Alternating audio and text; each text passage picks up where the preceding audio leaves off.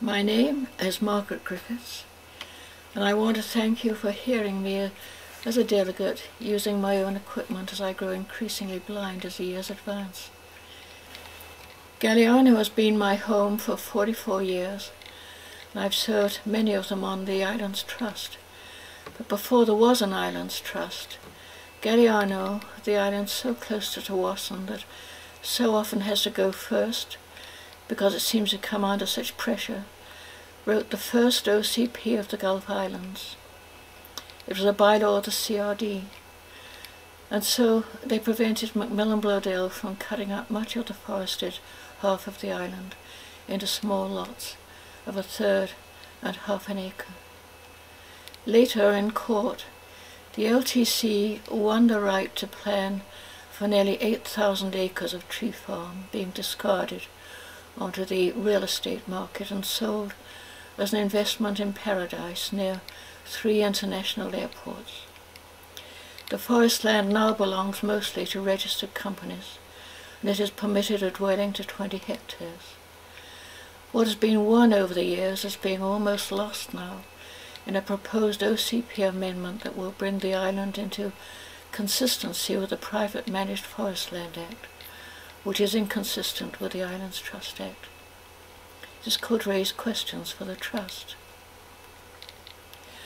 On Galiano, the forest and non-forest lands are interfacing and interdependent.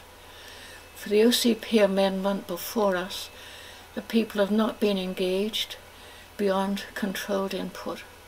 The APC has not been asked to report.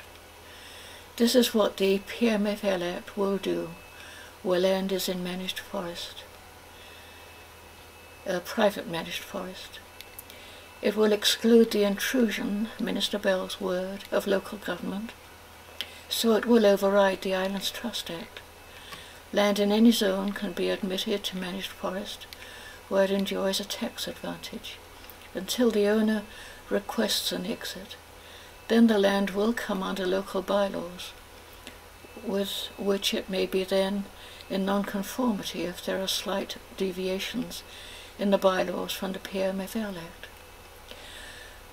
On Galiano, whole subdivisions have been admitted to managed forest. Each lot is allowed a dwelling plus further dwellings for forestry staff, and these are placed where the owner chooses. Permits, both building and development, are not needed. Zoning and covenants are disregarded. Clear-cutting, toxic spraying and blasting are permitted without a clear reference to groundwater or exercising precaution in waiting for the pending regulations of the Groundwater Protection Act, which will, we hope, protect groundwater aquifers. Development on privately owned managed forest needs no due process that would hear the people in adjacent non-forest land who believe their interests to be affected. The people have no voice. The Galiano local trustees have explained why they are bent on bringing the island, now safe from this backward-looking legislation in forward-looking times, under the PMFL Act when there are alternatives. One trustee explained at a meeting that the Islands Trust Act is subservient to the PMFL Act, and the PMFL gives the forest better protection than the Islands Trust Act. He also feels that his election gave him his own mandate, which he is fulfilling. The other trustee has given his list of priorities in writing, with good government at the top, and the Islands Trust policy statement halfway down. All trustees should have their opinions respected, but here are the questions for the Trust. Can a local trust committee, a committee under the Islands Trust Act, empowered by that Act, adopt a bylaw that could remove a potentially large area of land from the protection of the Islands Trust Act? Does a trustee govern in a wide sense of the word, or is he or she bound by a fiduciary duty to protect and preserve under Section 3 of the Islands Trust Act in cooperation with other levels of government?